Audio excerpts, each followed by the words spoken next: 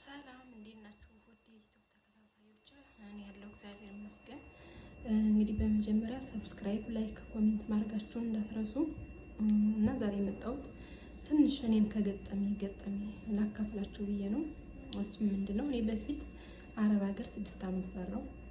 ያው 6 ዓመት ሰርቼ ምንም ነገር ባላረግም 6 ዓመት ሰርቼና አረብ ሀገር ሆኜ በምሰራ ሰዓት እግዚአብሔር ሆይ በቃ ወደ ኢትዮጵያ ገብቼ ትዳር ይዤ ልጅ ወልጄ ልጅ ለመውለድ በጣም ፍላጎት ጉጉት ነበረኝና እግዚአብሔር ይመስገን 6 ዓመት ሰርቼ ወደ ኢትዮጵያ ገባሁ። ትዳር ያዙኝ።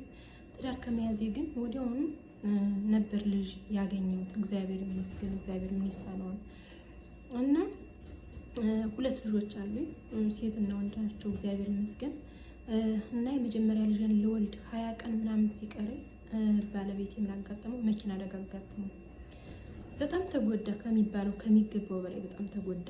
እና በቃ ባጃጅ ነበር የሚሰራው። በላዩ ላይ መኪና ወጣ፣ ወራል መኪና። ከዛ በኋላ ሰው ይሆናል ያለው የለም ነበር። ባጃጇን አይታችሁ እሱን ብታዩ እንዳለ ክስክስ ጠስጠስ ነው ያለችው። እና በጣም በቃ ገራው ተጎድቶ ተሰባብሮ ምናምን ሰው ይሆናል ያለው ነበር።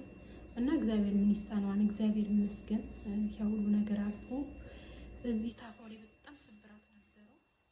እና ከታፋው እስከ ጉልበቱ ብረት ገብቶለት አጥንቱ ስብራት ተሰብሮ ዝም አላለም። ተሰብሮ ስብራት ተሰብሮ አጥንቱ በጣም ተከስክሶ ነበር። አጥንቱ ተለቅሞ ወጥቶ ምናምን ነገር እና በዛ ብረት ስብራቱ ተይዞለት ምናምን እና ካልጋ ላይ ሰው ነበር የሚያነሳ የሚጥለው እያለ እግዚአብሔር ይመስገን እየተጠገነ ከዛ ሰው ከሚያነሳው ራሱ መንቀሳቀስ ጀመረ። እያለ በ2 ክራንች መሄድ ጀመረ። እግዚአብሔር ታምሩ ብዙ ነው። በ2 ክራንች ሲሄድ ክራንቹን ትቶ በእግሩ መሄድ ጀመረ። እንክስ እያለ ማለት ነው።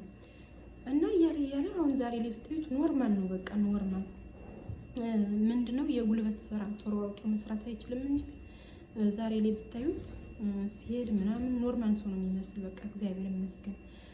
እና ባጃጅ ይዞ እንደዚህ አሁን ሹፍርና ምናምን መስራት ይችላል። ባጃጅ ይዞ እየሰራ ነው። አሁን የጉልበት ስራ መስራት አይችልም እንጂ። እና እንደምታውቁት እኔ የአማራ ክልል ነው ያለሁት። እንደምታውቁት አማራ ክልል ሰላም የለም። በሰላም እጦት የተነሳ ደግሞ ስራ የለም። እና ስራ በጣም ጠፋ። በቃ ዝም በቃ ቤት ላይ ቁጭ ብሎ መዋል ጀመረ። ስራ ጠፍቶ ማለት ነው። ሲጀመር ሰላምም የለም ስራም ጠፋ። ከዛ በቃ አሰፉና እኔ ደግሞ በፊት 6 ዓመት ሰርቼ ምንም ያደረጉት ነገር የለም። ከሚገርማችሁ 6 ዓመት ሰርቼ ያኔ ምንዛሬ ትንሽ ነበር ምናምን 300 ሺህ ብር ነበር። ግን በ300 ሺህ ብር ክልል ከተማ ላይ እንደ ዞን ከተማ እንደ ወረዳ ከተማ ቤት ይገዛ ነበር። እና ያኔ እውቀቱ የለኝም፣ በቃ ብልጥነት የለኝም ነበር። ምንም ነገር አላደረኩም። ያቺ ብርም አለቀች።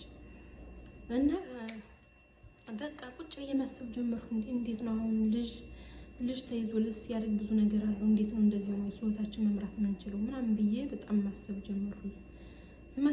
ለምን እንደዚህ ልጆችን ለእናቴ ሰጥቼ ሂጅ አሁንስ ወደ አረብ ሀገር ሰርቼ ለልጆች ቢያንስ እንኳን ለልጆች እንዲማሩ ልጆች እንዲያድጉ ማድረግ አለብኝ ብዬ አሰብኩ፣ ወሰንኩ።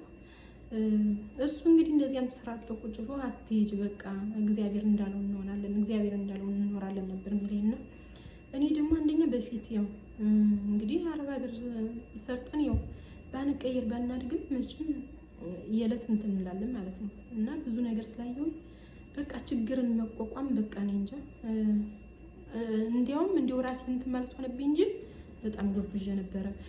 እነዚህ ዶሮ ጫጩቶች አሉ አይደል? ዶሮ ጫጩቶችን እየገዛው ማርባት ማሳደግ ጀመሩ።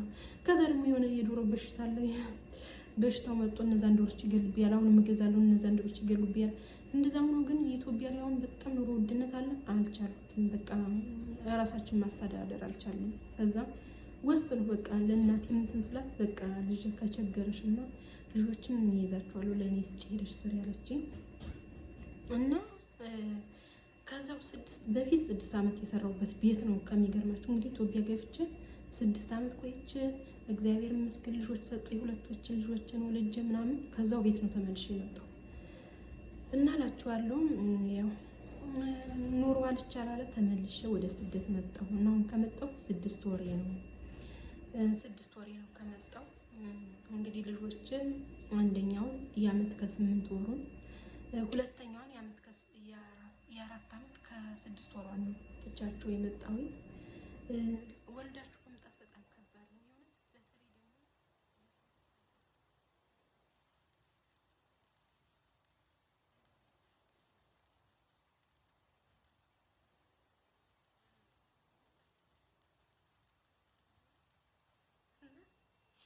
ይቅርታ በጣም ስሜታዊ ሆኜ ነው እንጂ ልጆችን ሳስባቸው በጣም አሁን እናትም ያለችበት ልጆችም ያሉበት ቦታ ሰላም አይደለም።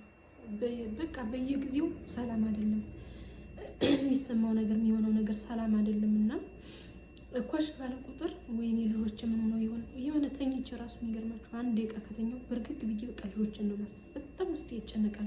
ወይኔ ልጆች ምን ይሆኑ ምናምን ብዬ በጣም አስባለሁ። አንደኛ ህጻናት ናቸው፣ ሁለተኛ በቃ የልጅ ፍቅር እንትን አላልኩም። የልጅ ፍቅር እንትን ሳይሆን ያው ህጻናቶችን ነው ትቻቸው የመጣውና እምልላችሁ ፈልጌ ነው። ስትኖሩ በህይወታችሁ ብዙ ገጠመኞች አላችሁ፣ ግን ጠንካራ መሆን አለባችሁ። በቃ እኔ አሁን ልጆችን እያሰብኩ ልጆችን ሳስብ ስሜታዊ እየሆኑ ነው እንጂ በጣም ጠንካራ ሆኛለሁ። ምክንያቱም በህይወቴ ፈተና ሁሉ ለበጎ ቢሆንም ብዙ ፈተና ገጥሞኛል። አንደኛ ትዳር ይዤ ልወልድ ስል እንደዛ ልወልድ 20 ቀን ሲቀር ባለቤቴ እንደዚያ ተጎዳ። በጣም እኔም ተጎዳሁ። በቃ ወልጄ ተኝቼ አራስ ቤት ከአራስ ቤት አራስ ቤት ሆኜ በጣም ተጎዳሁ። በቃ እሱ እንደዛ ሲሆን ቀስ ብሎ ሁሉ ነገር ውስጥ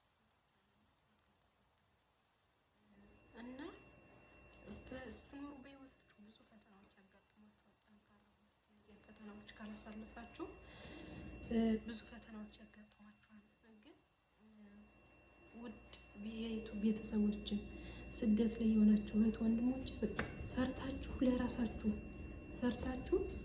ለራሳችሁ ቤትም ሆነ የሆነ እየሰራችሁ የምትኖሩትንም ሊሆን ይችላል፣ ቤትም ሊሆን ይችላል።